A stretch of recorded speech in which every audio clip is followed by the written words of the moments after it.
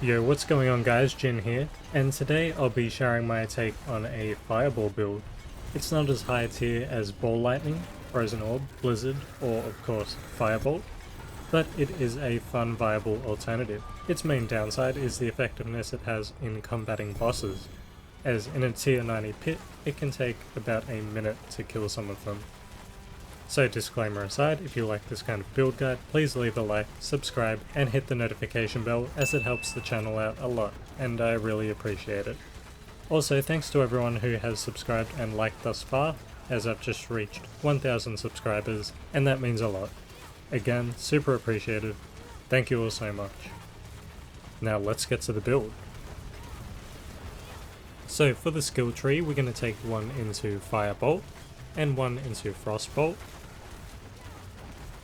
Then in our core skills, we're going to take 5 into Fireball of course, and we're going to go for Destructive Fireball. We're also going to take 1 into Devastation, and 3 into Elemental Dominance. In our defensive skills, we're going to take 1 into Flame Shield, we're going to take 4 into Teleport, and go for Shimmering Teleport, 3 into Glass Cannon, 1 into Ice Armor, and go for Shimmering Ice Armor. We're also going to take 1 into Elemental Attunement. In our Conjuration skills, we're going to take 1 into Ice Blades and go for Summoned Ice Blades. Also 1 into Lightning Spear and go for Invoked Lightning Spear. We're going to take 3 into Conjuration Mastery, 1 into Align the Elements, and 3 into Mana Shield, and 3 into Protection. In our Mastery skills, we're going to take 3 into Inner Flames, and 3 into Devouring Blaze. Then we come straight down to our ultimate skills. We're going to take 1 into Permafrost, and 3 into Hoarfrost. Then we're going to take 1 into Fiery Surge, to get the 3 in Soulfire. And lastly we go into our key passives to get Esu's Ferocity. So that wraps it up for the skill tree. So just a side note, if you have a Shaco, you could take the point out of Frostbolt and put it into Firebolt, and you could also take the point out of Flame Shield and put it into Teleport. Next up we have the Paragon Board. So for the Paragon Board, we're going to have a 7 glyph board here. For our starting board, we're using Tactician.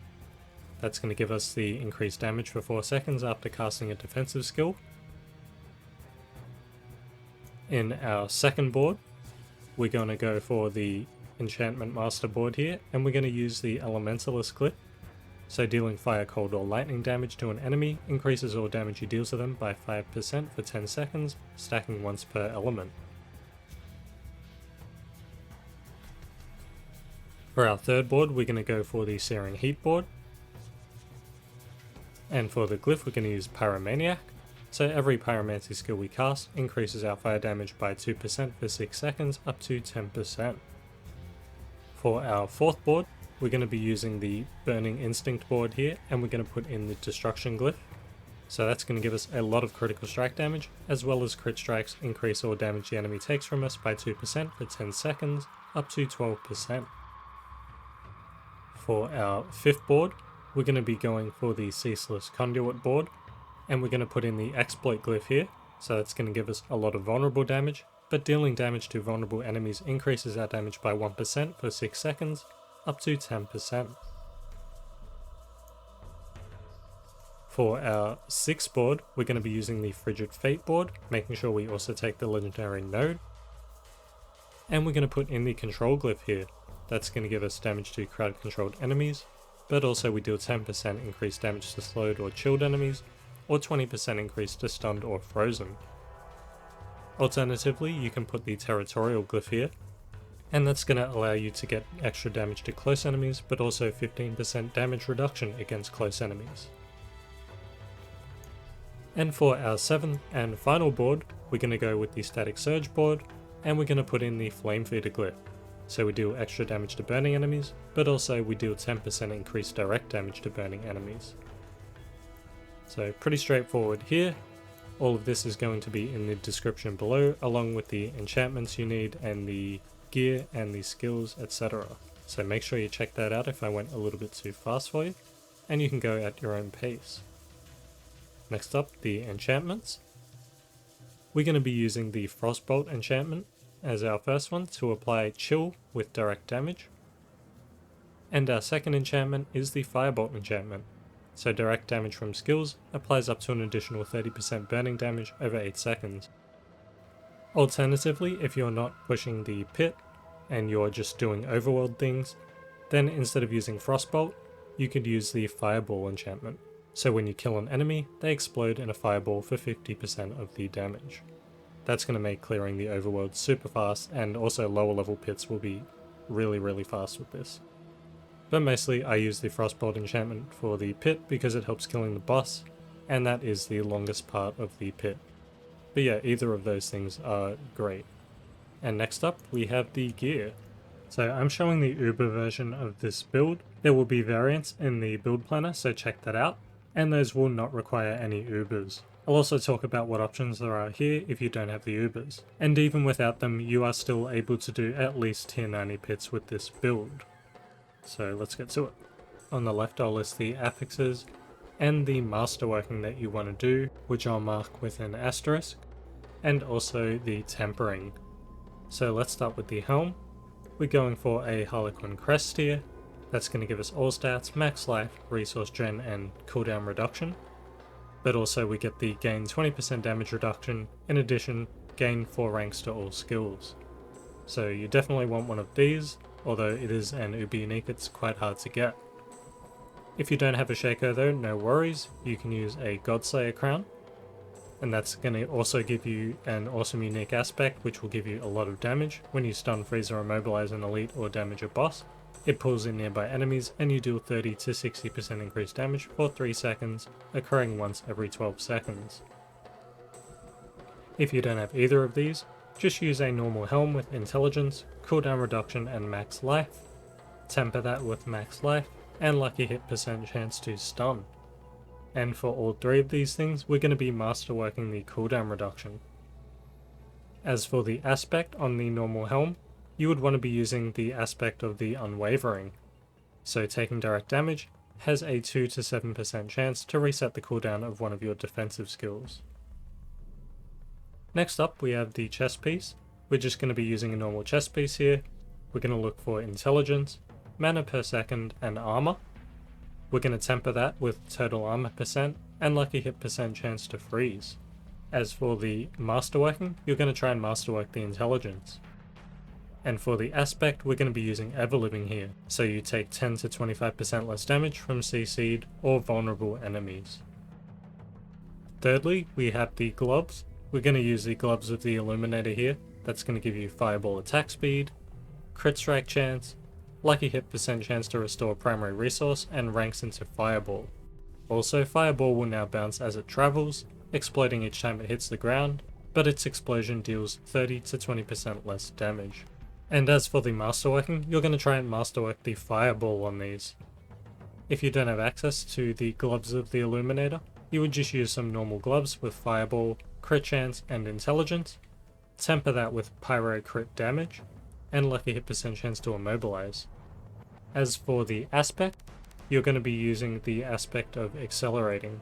So critical strikes with core skills increase your attack speed by 10 to 25% for 5 seconds. And you're going to try and masterwork the fireball on these as well. Next up we have the pants. We're going to be using Tybalt's Will, mostly for the unique aspect, as you gain 10 to 20% increased damage while unstoppable and for 5 seconds after. Also when you become unstoppable you gain 50 primary resource.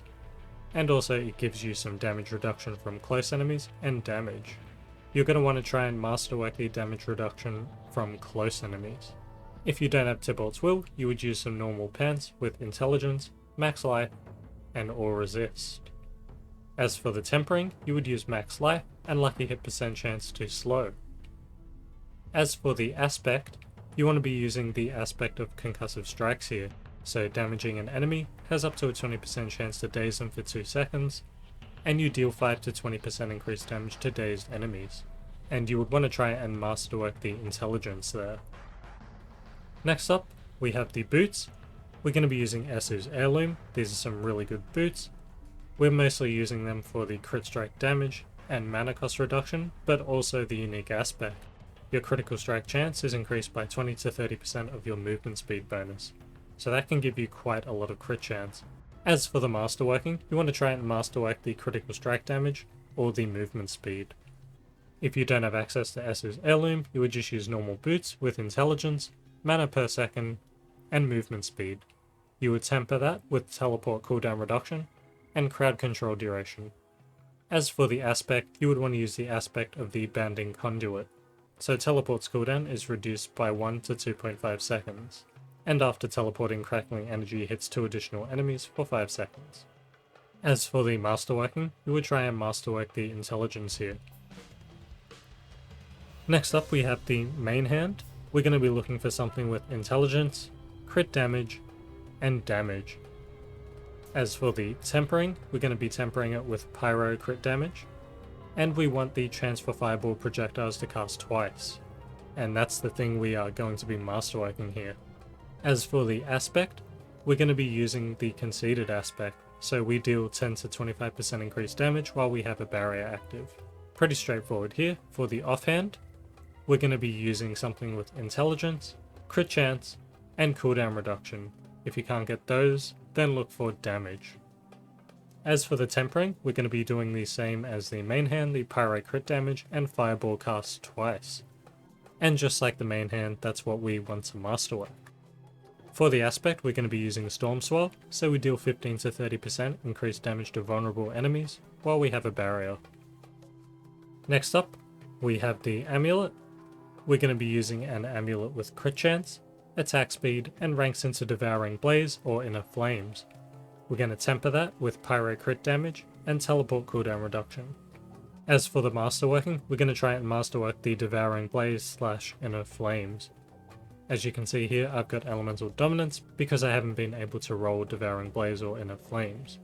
As for the aspect, we're going to be using the 3 Curses aspect, so we increase the critical strike damage of Fireball by 38 to 60% and double this bonus against healthy targets. Next up we have the rings. We're going to be using the Talrash's Iridescent Loot that gives us non-physical damage, lucky hit chance, resource generation, and cooldown reduction. For each type of elemental damage we deal, we gain 10 to 15% increased damage for 4 seconds, stacking up to 60% in my case. And dealing any elemental damage refreshes all of these bonuses.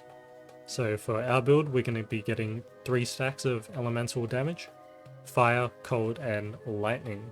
So that's going to put me on 45% extra damage. For the masterworking, we're going to try and masterwork the non-physical damage here. For our secondary ring, we're going to be using the Ring of Starless Skies. Like the Harlequin Crest, this is an uber unique, but not necessary for the build. Just like the Harlequin Crest is not necessary, it just makes it a little easier. So this is going to give us crit strike chance, crit strike damage, core damage, and some lucky hit chance. Also, spending our primary resource reduces the cost of our skills and increases our damage by 10% for 3 seconds, and that will stack up to 50%. So of course that is really handy.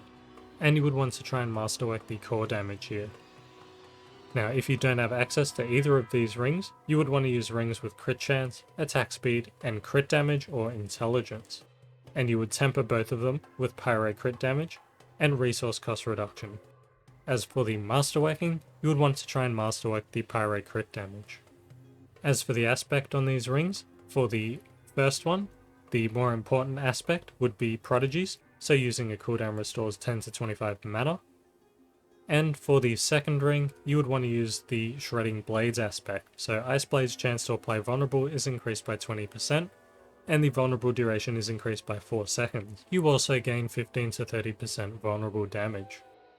So lastly we have the gems. We're going to be using the diamonds in 2 of the jewellery pieces, and the skull in the other. So 2 diamonds, 1 skull for the jewellery. For the weapon and offhand, we're going to be using the sapphires for the vulnerable damage. And for the armor, we're going to be using the rubies for the max life. So that pretty much wraps up the guide.